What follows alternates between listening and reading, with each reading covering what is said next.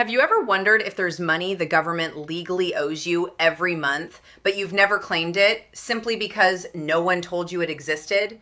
For thousands of veterans across America, that's not just a possibility, it's reality.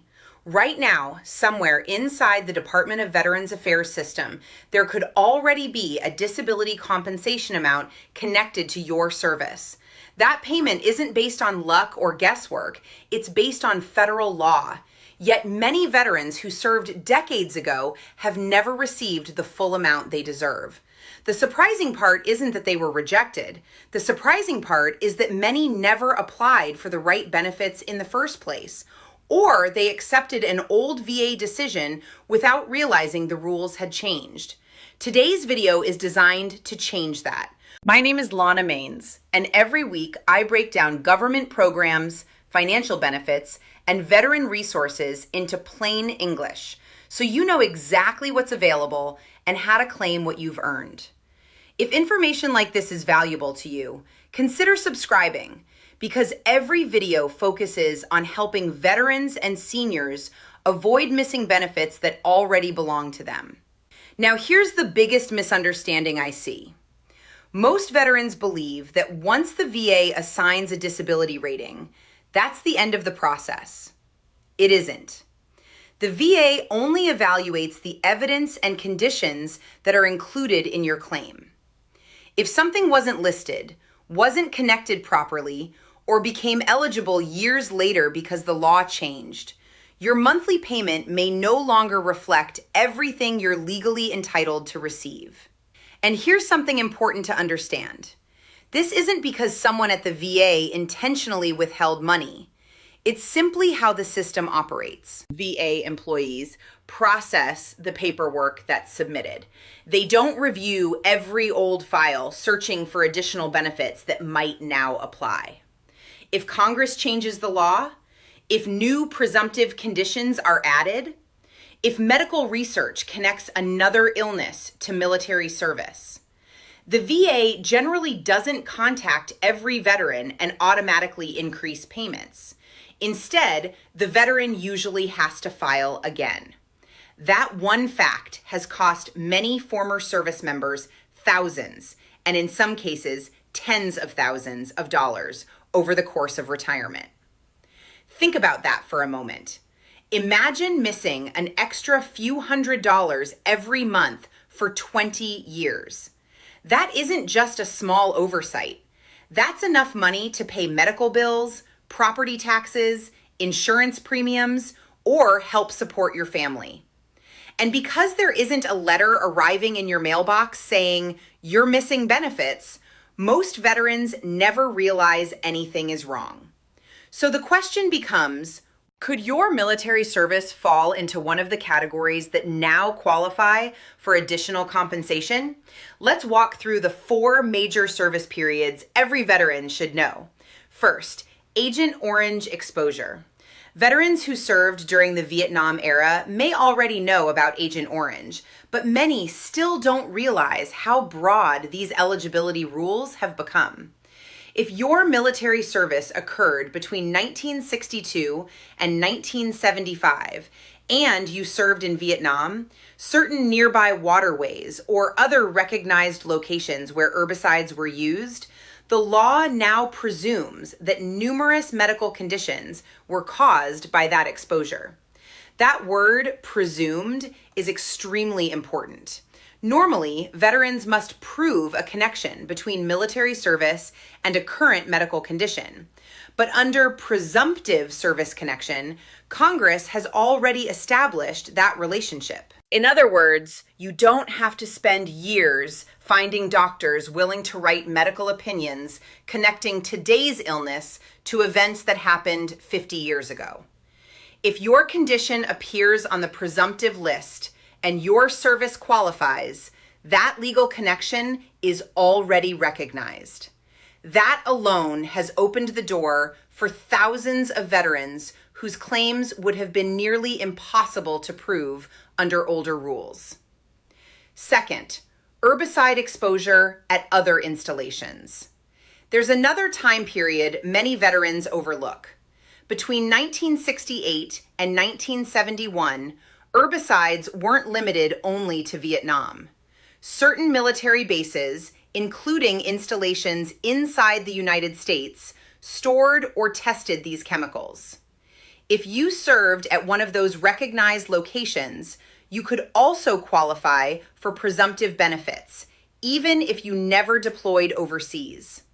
Many veterans automatically assume Agent Orange only applies to combat zones. That assumption has caused countless people to ignore benefits they may already qualify for.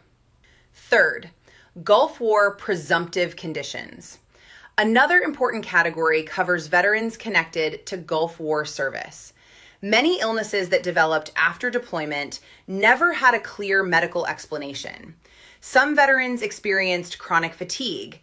Others developed digestive disorders, unexplained pain, breathing issues, or symptoms doctors struggled to diagnose. Recognizing this problem, Congress created special presumptive rules, allowing many Gulf War veterans to qualify without proving the exact medical cause behind every symptom. Instead of requiring impossible evidence decades later, the law recognizes that these chronic, unexplained illnesses may be connected to qualifying military service. For many veterans, this significantly reduces the amount of evidence needed when filing a disability claim. The newest and possibly the most significant change came through the PACT Act, signed into law in 2022. This legislation dramatically expanded benefits for veterans exposed to toxic substances during post-9/11 military service. If you served in places such as Iraq, Afghanistan, Syria, Djibouti, or other qualifying locations where burn pits and airborne hazards were common, this law could completely change your eligibility. For years, many veterans struggled to prove that respiratory illnesses, cancers, sinus conditions, or asthma were connected to their deployments. Now, dozens of those illnesses have been added to the presumptive list. That means many claims denied years ago may deserve another look under today's rules. And here's something many veterans still don't know. If your disability claim was denied before the PACT Act became law, that old denial doesn't necessarily reflect today's legal standards. The rules have changed. Your eligibility may have changed, but the VA generally won't reopen your case automatically. You usually have to submit a new claim or a supplemental claim under the updated regulations. That's why reviewing old decisions is so important. Many veterans assume the VA already said no. What they don't realize is that the no they received years ago may have been based on laws that no longer exist. And that brings us to another area where veterans unknowingly lose substantial amounts of money, not because they're ineligible, but because of how VA disability ratings are actually calculated. Now, let's talk about something that surprises almost every veteran the first time they hear it. Most people assume VA disability ratings work like basic math. If you have one condition rated at 30% and another rated at 30%, you'd naturally expect your total disability rating to become 60%. Unfortunately, that's not how the VA calculates it. Instead, the VA uses what's known as the whole person theory. Here's a simple example. Imagine the VA starts with you considered 100% healthy. If your first service-connected condition is rated at 30%, the VA considers you 70% efficient or whole afterward. When they calculate your second 30% disability, they don't apply it to the original 100%. They apply it only to the remaining 70%. 30% of 70 equals 21. So instead of adding another full 30 points, you receive roughly 21 additional points. That creates a combined rating of approximately 51%, which is rounded to 50%, not 60%. Now imagine adding a third disability rated at 30%. Most veterans believe that should bring them close to 90%. In reality, the VA's formula produces something much lower. That difference can completely change your monthly compensation. And we're not talking about small amounts. Moving from one rating level to another can increase your monthly payment by several $100s. Over 10 years, 20 years, or the rest of retirement, that difference can easily add up to tens of thousands of dollars. Now, here's where things become even more important. Many veterans aren't missing money because the VA miscalculated the percentages. They're missing money because important medical conditions were never included in the calculation at all. Think about it. When you originally filed your disability claim years ago, did you list every medical condition you have today? Probably not. Some illnesses hadn't developed yet. Others weren't diagnosed. Some simply weren't recognized as service-connected under the law at that time. That's why reviewing your file today can produce a completely different result than it did years ago. Another area that often gets overlooked is something called secondary service connection. This happens when one service-connected disability causes another medical problem later in life. For example, a serious knee injury changes the way you walk. Over time, that altered movement creates chronic hip pain. Eventually, your back develops problems as well. Those new conditions may also qualify for compensation because they were caused by the original service-connected injury. The same idea applies to medications. Perhaps you're taking medication for a service-connected condition that eventually damages your stomach. Or maybe chronic pain contributes to depression, anxiety, or sleep disorders. Those secondary conditions can sometimes receive their own disability ratings. Yet many veterans never mention them because they assume only the original injury counts. It doesn't. Every qualifying condition deserves its own evaluation. And once multiple disabilities are included, your combined rating may increase substantially. That's one reason many veterans who currently receive 60% or 70% compensation could actually qualify for 80%, 90%, or even 100%. Here's another important point. Many veterans received denial letters years ago and never looked back. But today's rules are different, especially after the PACT Act. If your claim was denied because the VA said there wasn't enough evidence connecting your illness to military service, that same illness may now fall under a presumptive category. In many cases, that updated law becomes the new evidence needed to reopen your claim. You may no longer need to prove what once seemed impossible. That's why veterans shouldn't assume an old denial is the final answer forever. Sometimes the law changes in your favor. The key is knowing when those changes happen. Review your medical history carefully. Take some time to compare your military service with your current health. Ask yourself a few simple questions.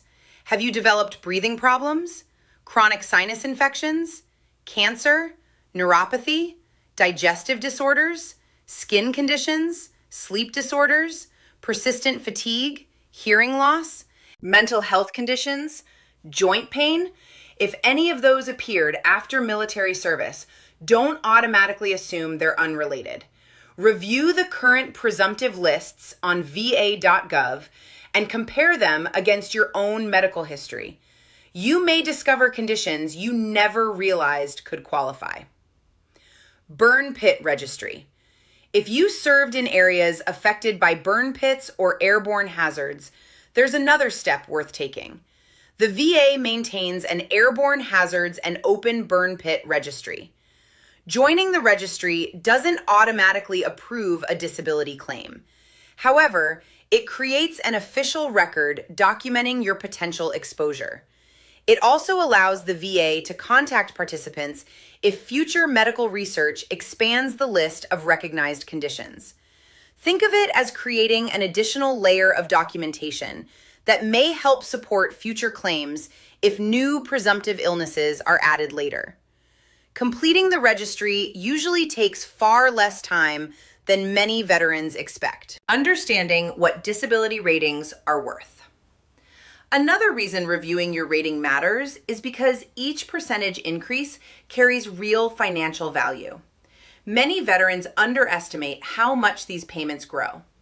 A relatively small increase in your disability percentage can translate into several hundred additional dollars every month. Over a full year, that becomes several $1,000s. Over 20 years, the difference becomes life-changing. And remember, these payments are generally tax-free. That makes every increase even more valuable.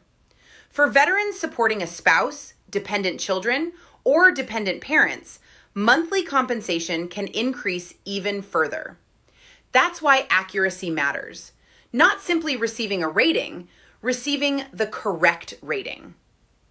There's another benefit many veterans never hear about. Now, let's discuss one of the least understood VA benefits available today. It's called Special Monthly Compensation, commonly known as SMC. Many veterans think disability compensation ends once they reach 100%. Actually, for some veterans, that's only the beginning. SMC is designed for disabilities involving severe functional loss, rather than simply medical diagnoses. For example, loss of use of a hand, loss of use of a foot, blindness, significant hearing loss, loss of certain reproductive functions, or needing another person to help with everyday activities. Those situations may qualify for additional monthly compensation beyond the standard disability payment.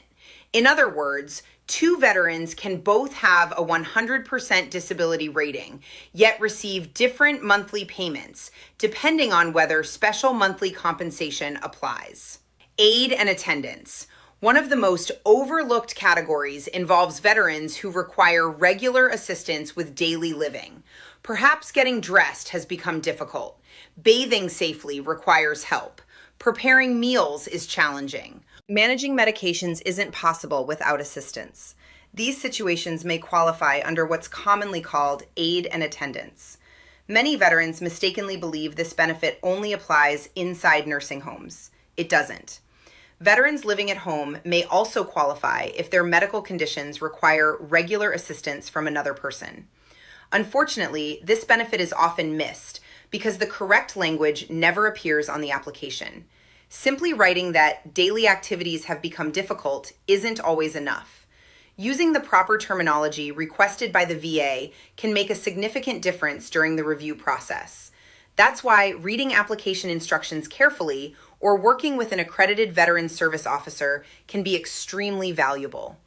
Veterans whose ratings were assigned many years ago may have the most to gain. Older disability examinations often focused only on assigning a percentage. Today's evaluations consider additional factors that may qualify for higher compensation. Medical science has improved. Federal laws have changed. Presumptive lists have expanded, and entirely new benefit programs now exist. That means a disability decision made 20 or 30 years ago may no longer reflect everything available under current law. Sometimes the biggest mistake isn't filing incorrectly. It's never reviewing the file again after the rules changed. Now let's talk about one of the biggest financial opportunities many retired service members never realize they have. If you retired from the military after completing a full career and also receive VA disability compensation, your benefits may work differently than they did years ago. For a long time, many military retirees had their retirement pay reduced because they were also receiving VA disability benefits. In other words, one payment offset the other. Over time, that changed. Today, programs such as concurrent retirement and disability pay, CRDP, and combat-related special compensation, CRSC, allow many eligible retirees to receive additional compensation that wasn't previously available. Eligibility depends on several factors, including your disability rating, years of military service, and whether your disabilities are considered combat-related.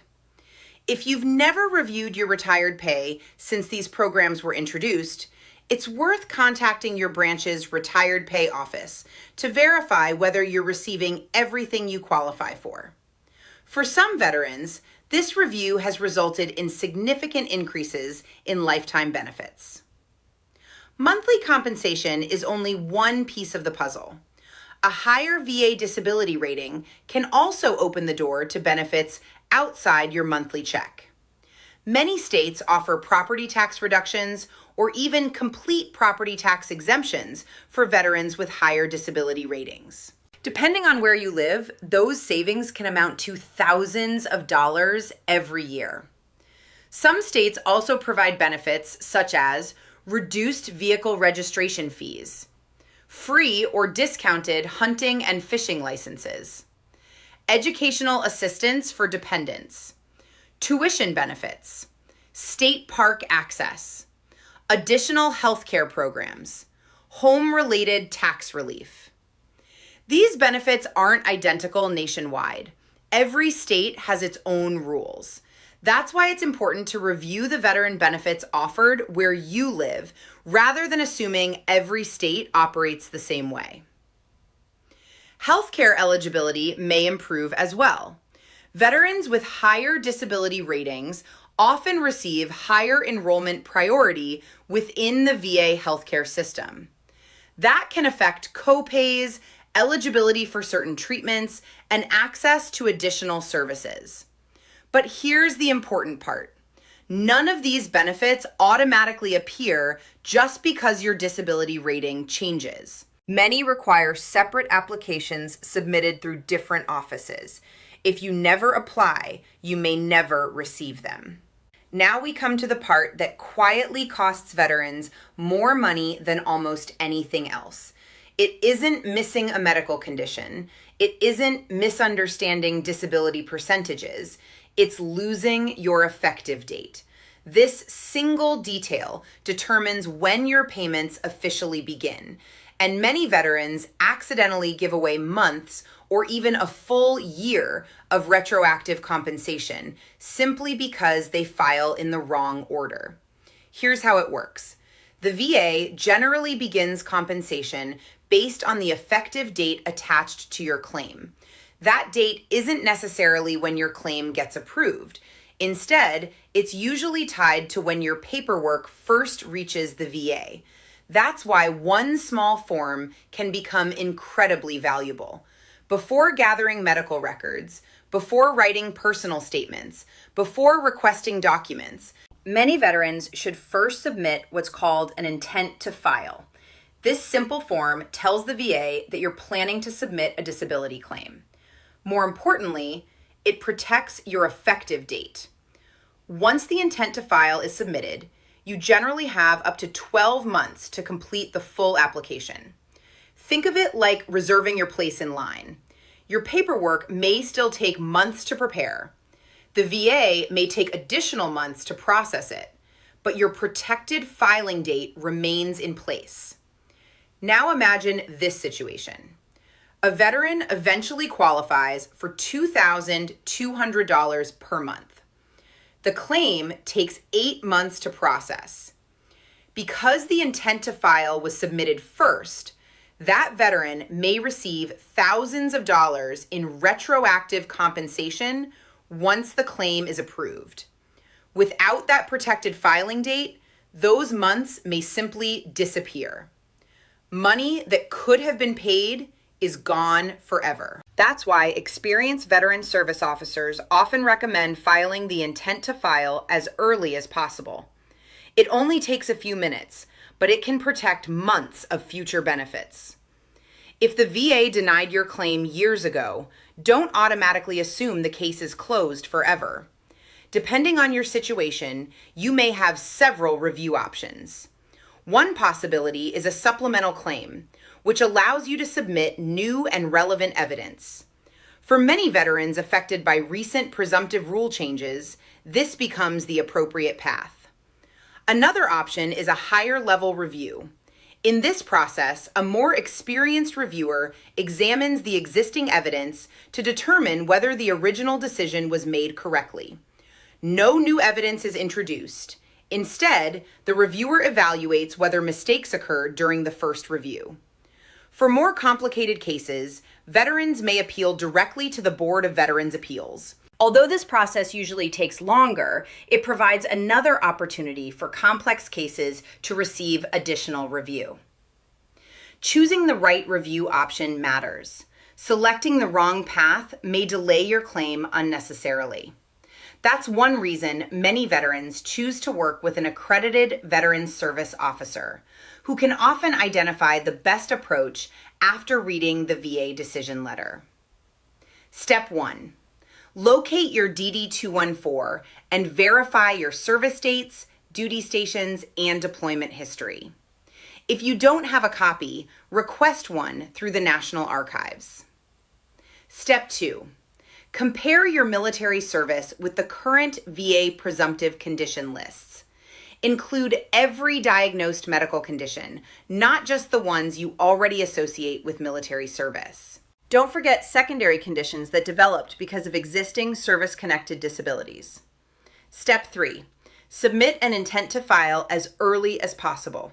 Protecting your effective date before gathering the rest of your documentation may preserve months of retroactive compensation. Step 4. Collect both VA and civilian medical records. Many important diagnoses exist outside the VA healthcare system. Those records may still support your claim. Step 5. Submit either a new disability claim or, if appropriate, a supplemental claim. List every qualifying condition separately. Avoid combining unrelated conditions into one description. The more accurately each disability is identified, the more accurately the VA can evaluate your overall rating. Step 6. If your medical conditions involve significant functional limitations, discuss whether special monthly compensation may apply. Specific wording and documentation can make an important difference during the review process. One final point. Many veterans believe they need to hire expensive consultants before filing a disability claim. In many situations, that's simply not true. Accredited Veteran Service Officers provide free assistance with preparing and submitting VA disability claims. These professionals understand the claims process, recognize common mistakes, and often identify benefits veterans never realized they qualified for. For many people, that guidance is more than enough. At the end of the day, no one cares more about your claim than you do. The VA processes the paperwork it receives. If something isn't listed, it usually isn't evaluated. If laws change, you often need to take the first step. That may sound frustrating, but it also means opportunities still exist. The benefits available today may be very different from the ones that existed when you first left military service. A claim denied years ago may deserve another review. A condition you never connected to your service may now qualify. An increase in your disability rating could improve not only your monthly compensation, but also healthcare eligibility, state benefits, tax savings, and support for your family. Most importantly, don't let uncertainty stop you from reviewing your file. One conversation with an accredited Veteran Service Officer, one review of your medical history, or one properly filed claim could make a meaningful financial difference for years to come. If today's information helped you better understand the VA disability system, consider sharing this video with another veteran. Many former service members still have no idea these programs exist. The right information at the right time can change someone's future. Thank you for your service, and thank you for watching.